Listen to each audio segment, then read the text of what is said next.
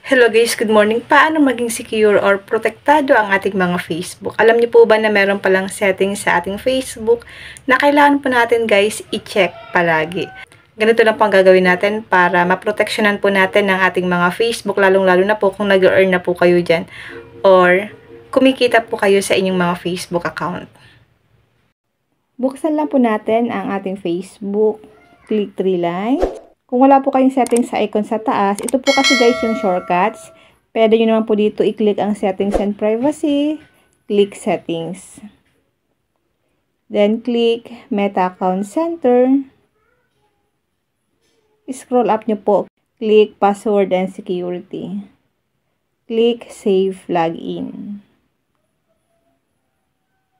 Lalabas dito guys ang Save Your Login Info. Ibig sabihin po, makikita nyo dito kung saan nakalagin ang inyong mga Facebook. Pasensya na kayo guys sa maingay sa bahay. May nakalagay dito na other devices and browsers. Remove save login into Chrome on Android. Remove save login into FB Lite on Android. So ito guys, meron po siyang nakalagay. Remove account from device. Ang ibig sabihin guys ng remove account from device, kapag niremove po natin ang ating Facebook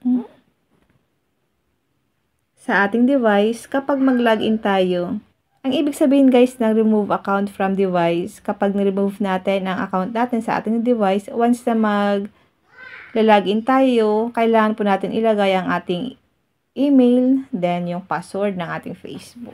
So hindi ko na to guys i-remove kasi yung device ko lang naman guys ang ginagamit ko dito. Other device and browsers, makikita nyo po dito.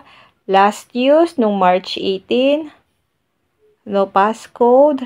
Remove save login into from Facebook Lite on Android. So, pwede po natin ito guys i-remove. Click lang natin ito. Ayan guys, na-remove na po natin. Ganun lang po guys ang gagawin nyo once na gusto nyo pong i-remove. Kung saan po nakalagin ang inyong mga Facebook para maging secure po ang ating mga Facebook account. Diba guys, minsan hindi naman natin maiwasan na nakikilagin tayo sa friends o kaya sa family natin once na kailangan nating ilagin ang ating mga Facebook account. And then nakakalimutan na po natin itong ilog out. So, sa ganitong paraan guys, pwede po natin ilog out ang ating mga Facebook account para maging secure po ang ating Facebook. Ganun lang po ang gagawin nyo once na gusto nyo pong i-log out sa ibang device ang inyong Facebook para protection din po ng ating mga Facebook account. Halimbawa ito, click natin ito guys. Ayan. Ganun lang po ang gagawin natin. Click mo lang yan para ma-remove. Yun lang guys. Sana po may natutunan kayo sa aking video. And now, thank you for watching. God bless you all.